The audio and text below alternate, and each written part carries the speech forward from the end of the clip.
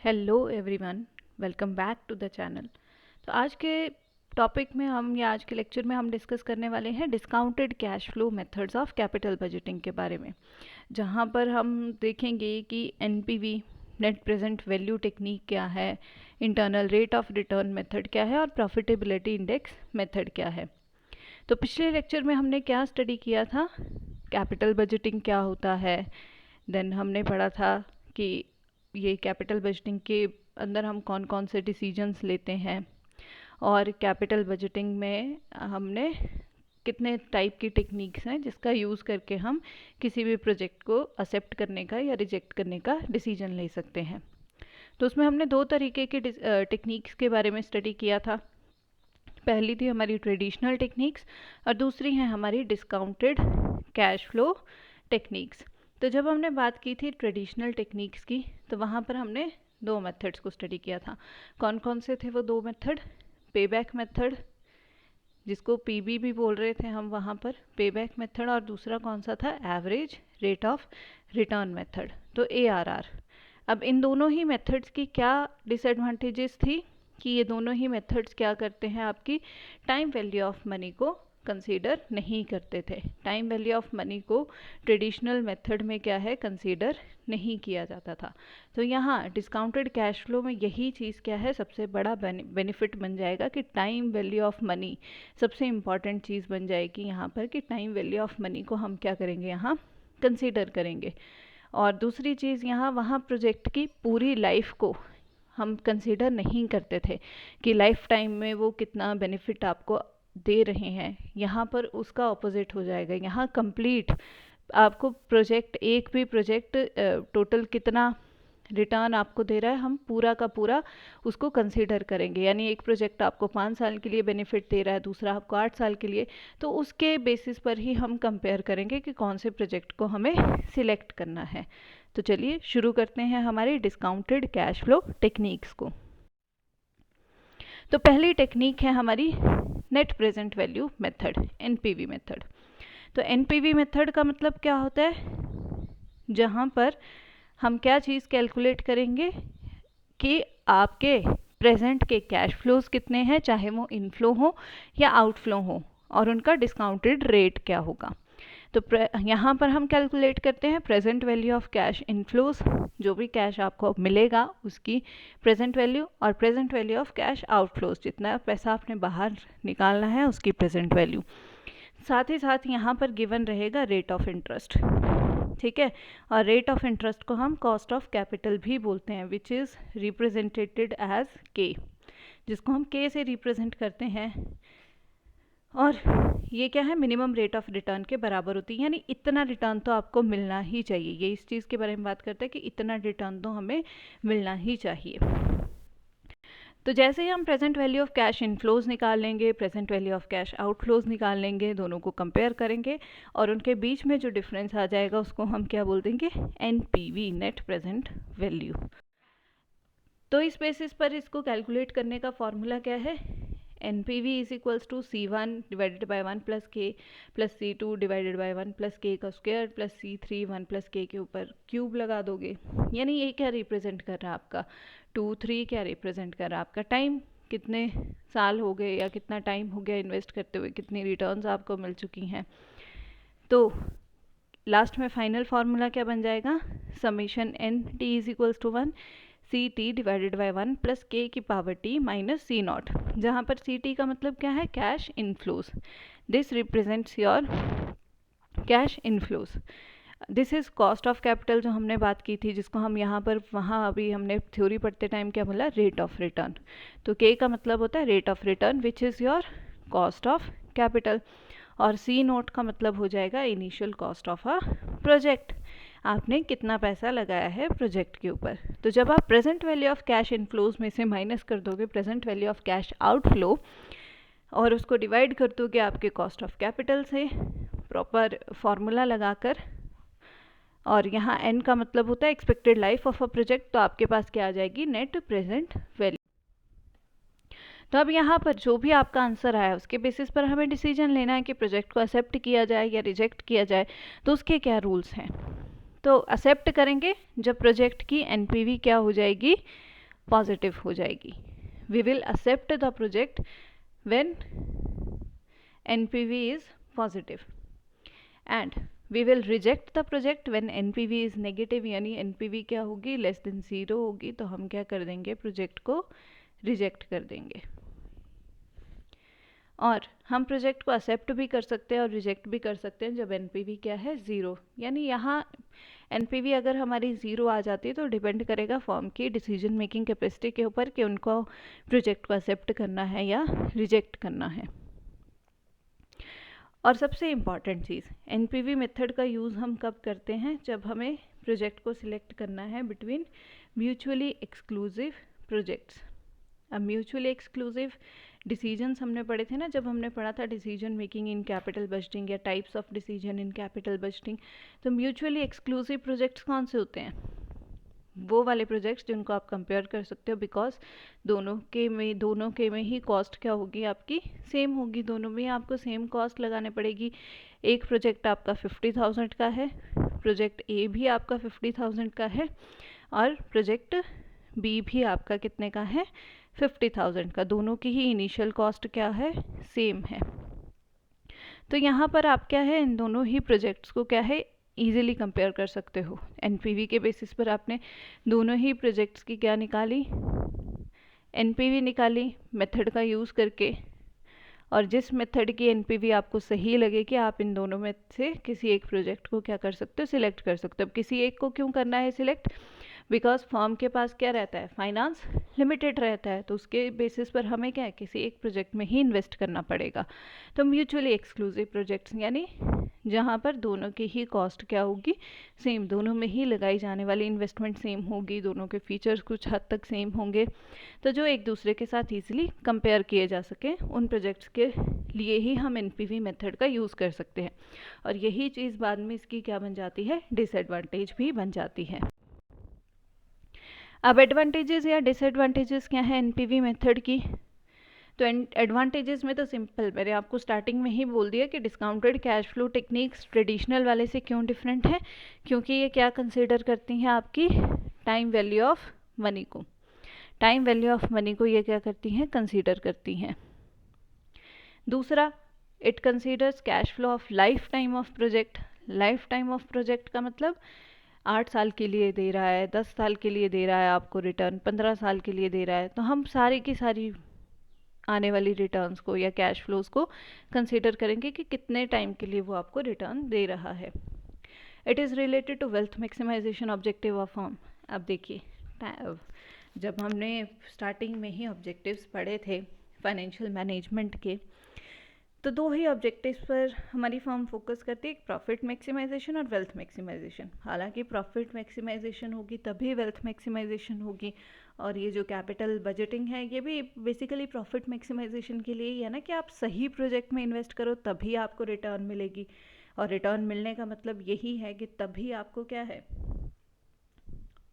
कुछ पैसा मिलेगा वापसी में, यानी प्रॉफिट गेन होगा. तो ये क्या है, वेल्थ मैक्सिमाइजेशन ऑब्जेक्टिव को फुलफिल करने में हेल्प करती है, क्योंकि ये क्या कंसीडर करता है, टाइम वैल्यू ऑफ मनी को.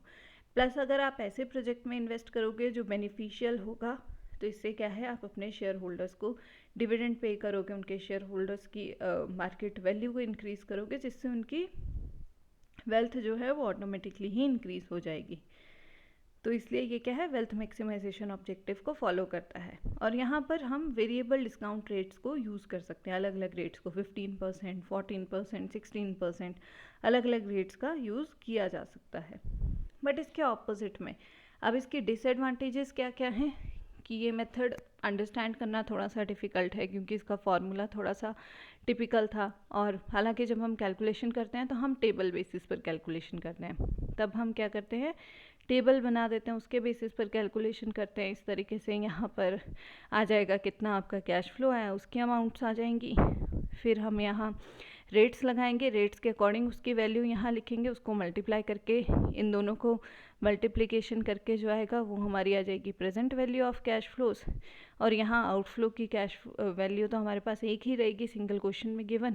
तो जब इन दोनों को कंपेयर करेंगे तो हमारे पास नेट प्रेजेंट वैल्यू आ जाएगी.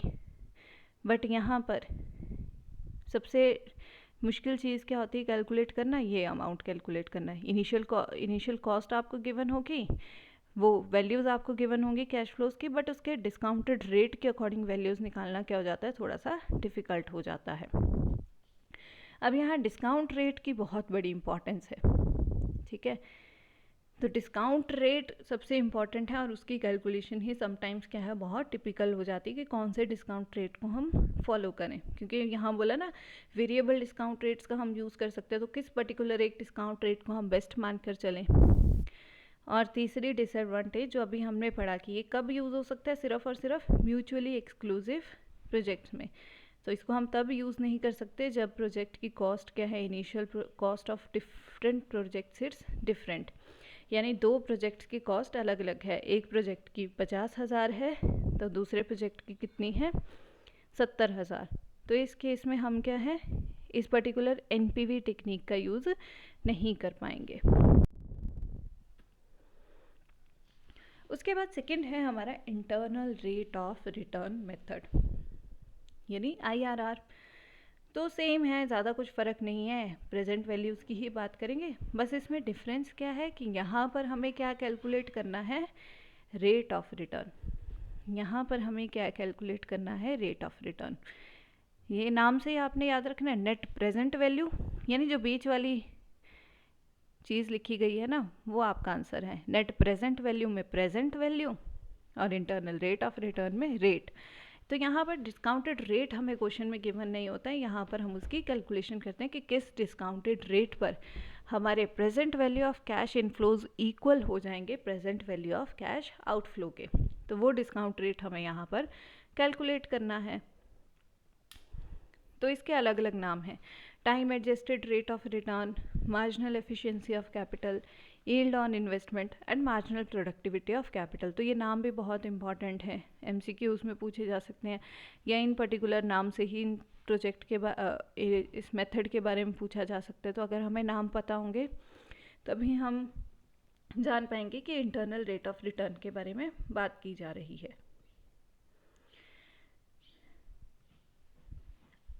तो ये मैंने पहले ही बोल दिया, यहाँ पर हम क्या है, अननोन रेट ऑफ रिटर्न रहता है उसको हम कैलकुलेट करने की बात करते हैं। फॉर एग्जांपल 20,000 रुपये आपने डिपॉजिट किए हैं बैंक में 1 साल के लिए, और 1 साल के बाद आपको कितने रुपए मिल रहे हैं वापसी में, 21,600 रुपये। तो रेट ऑफ रिटर्न क्या रहेगा, अब 20,000 रुपये आपने लगाए, मिल रहे हैं आपको 21,600, तो इस तरीके से हम रेट कैलकुलेट कर सकते हैं। 21,600 मल्टीप्लाई 20,000 डिवाइडेड बाय 20,000, तो आपके पास आ जाएगा रेट 8%। तो 8% रेट ऑफ रिटर्न आ गया। तो इसी तरीके से हम यहाँ पर रेट की कैलकुलेशन करते हैं। तो इसको कैलकुलेट करने का फॉर्मूला क्या है, सेम वैसे ही C0 is equals to C1 divided by 1 plus R, C2 1 plus R का स्क्वायर। अब यहाँ पर ये देखिए, ये क्या लिखा है, summation n t is equals to 1 CT divided by 1 plus R की power T minus C0। C0 है लगाया गया पैसा, CT जो प्रेजेंट वैल्यूज़ हम निकालेंगे, 1 प्लस आर ये हमें क्या करना है, कैलकुलेट करना है। आर की वैल्यू हमें यहाँ क्या करनी है, कैलकुलेट। बाकी सब चीज़ें हमें यहाँ पर क्या होंगी, गिवन होंगी। तो C0 होती है initial cost of investment, C1 C2 आपके इनफ्लोज आ जाएंगे अलग अलग जो अमाउंट्स होंगी प्रोजेक्ट से आने वाली। आर हो जाएगा आपका रेट ऑफ रिटर्न जिसको हमें कैलकुलेट करना है। और अब इसको एक्सेप्ट रिजेक्ट करने का फॉर्मूला क्या है, एक्सेप्ट करोगे जब आर इज़ ग्रेटर देन के, यानी रेट ऑफ रिटर्न आ गया आपका 8%, मान लीजिए 8% आ गया आपका रेट ऑफ रिटर्न, और के आपको गिवन है क्वेश्चन में 10%, ठीक है, के आपको गिवन है 10%। तो क्या उस केस में हम इस प्रोजेक्ट को एक्सेप्ट कर पाएंगे, नहीं कर पाएंगे, क्योंकि हमने अभी क्या बोला कि प्रोजेक्ट को एक्सेप्ट करना है जब आपका आर क्या होगा, ग्रेटर देन के होगा, आर आपका के से बड़ा होगा। तो रिजेक्ट कर दोगे जब आर इज़ लेस देन के, तो अगर 8% है तो लेस रिजेक्ट कर दोगे, लेस है क्योंकि। और वहीं अगर ये क्या हो जाए 12% हो जाए तो क्या कर लोगे, एक्सेप्ट कर लोगे। और अगर तीसरा केस आ जाए, मान लीजिए ये क्या हो जाए 10% हो जाए, अगर ये रेट ही 10% हो गया तो यहाँ पर क्या आ जाएगा, मे बी वाला पॉइंट, कि कर भी सकते हैं और नहीं भी कर सकते हैं, मे एक्सेप्ट और reject the project because it particular thing will depend over the decision making capacity of a firm, और उनकी फाइनेंशियल कैपेसिटी के ऊपर डिपेंड करेगा। अब इसके एडवांटेजेस डिसएडवांटेजेस क्या हैं? तो it considers time value of money, basic है। अब यहाँ प्रोजेक्ट की कॉस्ट निकालना इतना ज़रूरी नहीं है, क्योंकि यहाँ हमें सिर्फ और सिर्फ किस चीज़ के ऊपर फोकस करना है, रेट ऑफ रिटर्न के ऊपर। अब अगर IRR कॉस्ट ऑफ कैपिटल से ज़्यादा है, ठीक है, internal rate of return cost of capital से ज़्यादा आता है, तो इससे क्या होगा, directly it will lead to the maximisation of shareholders wealth. Shareholders की वेल्थ को ये इंक्रीज़ करने में, यानी यही 3 एडवांटेजेस, सेम एडवांटेजेस हर मेथड में आपकी चल रही हैं। टाइम वैल्यू ऑफ मनी को कंसीडर करेगा, शेयर होल्डर्स की वेल्थ को इंक्रीज़ करेगा। वहीं डिसएडवांटेजेस क्या है, डिफ़िकल्ट है, कॉम्प्लेक्स है, और ये सबसे बड़ा डिसएडवांटेज है इसमें कि एक से ज़्यादा IRR आपको समटाइम्स यहाँ पर देखने को मिलते हैं, एक से ज़्यादा IRR। तो उसके बेसिस पर हमें मुश्किल हो जाती है ये देखना कि हमें डिसीजन कौन सा लेना चाहिए, कौन से रेट ऑफ रिटर्न के ऊपर फोकस करना चाहिए। और फर्म हमेशा यहाँ पर एज्यूम करके चलती है कि जो कैश इनफ्लोज आ रहे हैं प्रोजेक्ट से, वो री इन्वेस्ट कर दिए जाएंगे ज़्यादा पैसा कमाने के चक्कर में। बट फर्म्स ऐसा नहीं करती हैं, ज़रूरी नहीं है ऐसा हो कि री इन्वेस्ट कर दिया जाए। फर्म्स क्या कर देती हैं, कभी कभी फर्म्स क्या कर देती हैं, उस पैसे को डिविडेंड के रूप में डिस्ट्रीब्यूट कर देती हैं अपने शेयर होल्डर्स को। बिकॉज हमें क्या करना है, अपने शेयर होल्डर्स की वेल्थ को इंक्रीज़ करना है। शेयर होल्डर्स की वेल्थ अब पैसा री इन्वेस्ट करने से तो नहीं बढ़ेगी डायरेक्ट, वो तभी बढ़ेगी जब हम उन्हें डिविडेंड पे करेंगे, तभी शेयर होल्डर्स खुश होंगे ना आपके। तो ये जो एजम्पशन है ना, ये बहुत अनरियलिस्टिक है कि फर्म को मिलने वाली जो रिटर्न है प्रोजेक्ट से, फर्म उस प्रोजेक्ट से मिलने वाली रिटर्न को री इन्वेस्ट कर देती है। ऐसा नहीं है, फर्म को पैसे की ही ज़रूरत है, इसीलिए उस पैसे का सही तरीके से यूटिलाइजेशन करती है ताकि ज़्यादा से ज़्यादा पैसा फर्म को मिल सके। तो ज़रूरी नहीं है कि पूरा का पूरा पैसा वो री इन्वेस्ट करेंगे, कुछ हद तक वो क्या करती हैं, मैक्सिमम टाइम फर्म्स क्या करती हैं, उसे डिस्ट्रीब्यूट कर देती हैं ऐसा डिविडेंड। तो उसके बाद है हमारा प्रॉफिटेबिलिटी इंडेक्स मेथड, सबसे इजी, सबसे सिंपल डिस्काउंटेड कैश फ्लो का, एंड सबसे इम्पॉर्टेंट। क्यों? बिकॉज इससे आपको बहुत सारे MCQs देखने को मिल जाएंगे पेपर्स में, क्योंकि जब मैंने भी नेट के पेपर दिए ना, तो इससे एक क्वेश्चन ज़रूर आया होता है प्रॉफिटेबिलिटी इंडेक्स से। या तो वहाँ PI रेशो दे दी होती है तो present value of cash flow निकालने पड़ती है, या आउटफ्लो निकालने पड़ती है, या दोनों दिए होते हैं तो PI निकालना होता है, या तीनों ही चीज़ें दी होती है तो बताना होता है कि प्रोजेक्ट को एक्सेप्ट किया जाए या रिजेक्ट किया जाए। तो ये बहुत ही इंपॉर्टेंट मेथड है। तो इसका दूसरा नाम है आपका benefit cost ratio. Benefit cost ratio भी इसको बोला जाता है। बेनिफिट कॉस्ट का मतलब क्या होता है, आपने कितना पैसा लगाया, उसके बदले में आपको बेनिफिट कितना मिल रहा है, उनकी रेशो निकालना।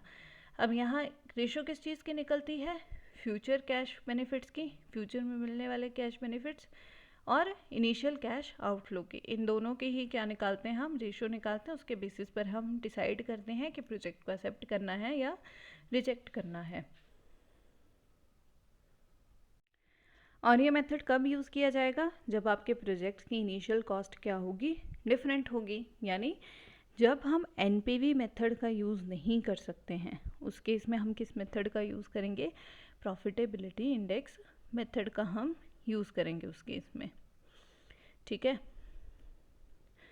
तो PI को कैलकुलेट करने का फॉर्मूला क्या है, present value of cash inflows या present value of future cash inflows भी यहाँ पर लिखा रहता है, तो यहाँ फ्यूचर भी आ सकता है, फ्यूचर कैश इनफ्लोज, तो सेम ही बात है।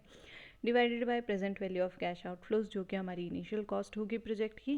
तो present value of future cash inflows को जब आप डिवाइड कर दोगे present value of cash outflows से, तो हमारे पास कुछ रिजल्ट आएगा जिसके बेसिस पर हम प्रोजेक्ट को एक्सेप्ट या रिजेक्ट करेंगे।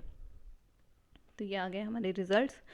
अगर PI ग्रेटर देन 1 है, if PI is greater than 1 यानी पॉजिटिव आता है, तो हम प्रोजेक्ट को क्या कर लेंगे, एक्सेप्ट कर लेंगे। वहीं PI अगर नेगेटिव आ जाता है, लेस देन 1 आता है, तो हम प्रोजेक्ट को क्या कर देंगे, रिजेक्ट कर देंगे।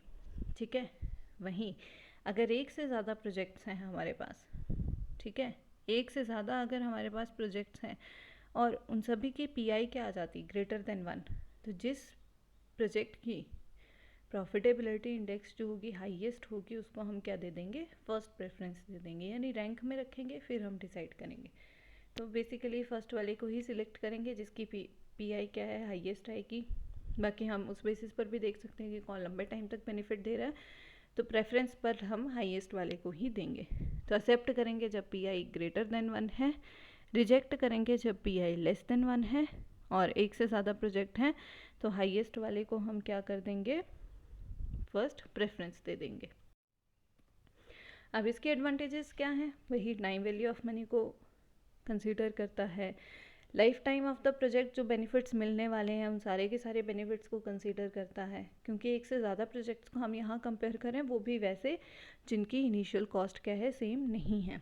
और ये क्या है, it is better than NPV, because ये हम तब यूज़ कर सकते हैं जब आपके प्रोजेक्ट्स की कॉस्ट क्या है, डिफरेंट है। बट इसके डिसएडवांटेजेस वही सिंपल हैं, डिफ़िकल्ट टू अंडरस्टैंड और थोड़ी सी कॉम्प्लेक्स है इसमें कैलकुलेशन। यानी इन तीनों मेथड्स का अगर आप कंपैरिजन करो ना तो प्रॉफिटेबिलिटी इंडेक्स मेथड सबसे इजी है, सबसे शॉर्ट है, इसी वजह से इसकी डिसएडवांटेजेस भी कम हैं। और यहाँ से आपको एमसीक्यूज़ बेस्ड क्वेश्चंस भी देखने को मिल जाते हैं। अगर आप स्पेशली यूजीसी नेट के पेपर की बात करो तो वहाँ पर यहाँ से बहुत एमसीक्यूज़ आए हैं, हर बार पेपर में अलग अलग तरीके से पूछे गए हैं, क्योंकि ये छोटा है, इसकी कैलकुलेशन करना थोड़ा इजी है as compare to NPV and IRR. और यहाँ हमने एनपीवी से ही इसको क्यों कंपेयर किया, बिकॉज आईआरआर में हम क्या निकाल रहे हैं, रेट ऑफ रिटर्न, ठीक है, वहाँ हमने कोई प्रेजेंट वैल्यू नहीं निकालनी है। इन दोनों ही मेथड्स में प्रॉफिटेबिलिटी इंडेक्स और नेट प्रेजेंट वैल्यू में हम क्या निकाल रहे हैं, present value of cash inflows, उसके बेसिस पर हम डिसाइड कर रहे हैं आउटफ्लो के साथ कंपेयर करके। सो इसलिए इन दोनों का कंपैरिजन किया जा रहा है।